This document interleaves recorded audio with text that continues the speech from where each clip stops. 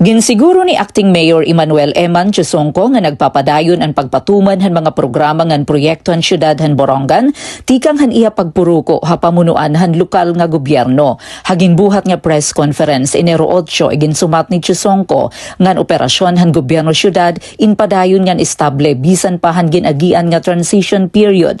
Nagpasalamat iya ang mga empleyado han lokal nga gobyerno, mga opisyal han barangay ngan iba pa nga sektor tungod han ira kooperasyon ngan suporta haiya pamunuan. So pareho ko baro tikahan aton pagpruko madaya na aton ginsigurado nga aton pangobernohan dinhi City of Borongan nagpapadayon waray kalangan waray kaudong, so may ada continuity han aton mga projects.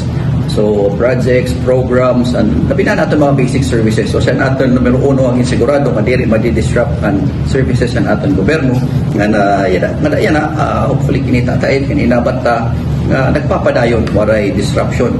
And aton luwag sigurado mamayada stability din ng ating pangobernuhan kay makita na ngin mayada transition period nagsisimok di ba may ibang provinces LGU din Pilipinas nga mayada nagsimok so atin ito sa ngin talimuha diri magsimok. And I'm very thankful naman din ating mga empleyado ating mga barangay officials nga very cooperative naman hira ang transition maging smooth la waray disruption sa kumpakan.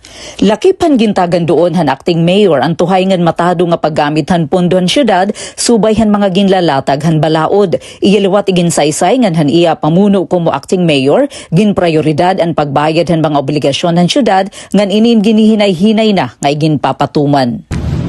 Nga na siyempre nato naman sa pagiging bantayan is paggamit han aton mga budget han aton city government tuhay nga naayon han aton balaod nga kinita ko naman nga nagamit pang ihap tuhay na labi na naton mga obligasyon han aton city government kay pagsulod ko pag-act as acting mayor may ada ta dito pa mga obligasyon han aton city government aton ging kaistoryan aton mga taga finance team na may dantaan aton mga obligasyon. So nga daya na ginihinay-hinay ato kay para manggulit aton na disbursement totoo din niya city ta kay nagdutulungan.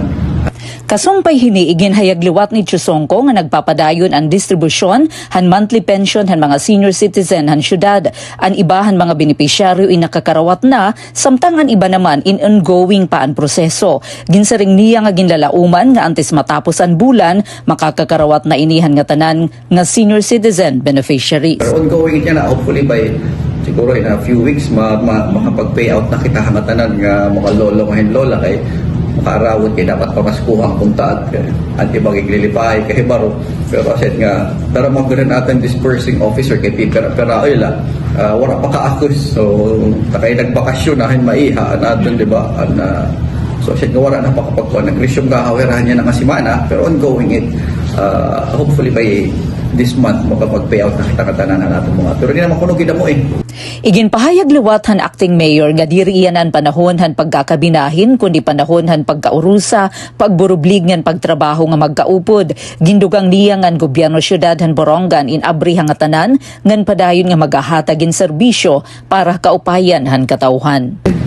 Di rin ada yan ay time para magkamayada at division pero yan na ay time nga para kita magkaurusa, magburublig nga ipakita ta nga aton city government is abre nagpapadayon ng serbisyo waray ulang-ulang patas ang tanan nga nababantayan tayo aton pondo nga higagamitan hinuupay so gira mo nga salamat kayo so probably la kita para ikaw upay pa aton syudad so mopay kaho nga agangan happy new year. Para habagong Pilipinas, inihi Penelope Pumida, Radyo Pilipinas, Radyo Publiko, Borongan.